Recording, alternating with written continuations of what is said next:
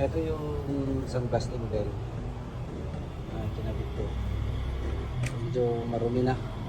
Ito yung pulley na version 4. At yung torque drive naman, standard pa yan. Papalitan ko siya ngayon kasi dumating na rin yung torque drive ng NMAX o Aerox. So, papalit ko yung torque drive dito para kahit pa paano maganda yung takbo.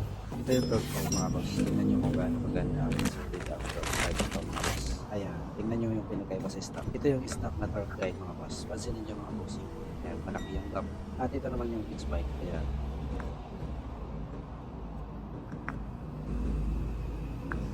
Kita nyo naman ang layo talaga ng diferensya.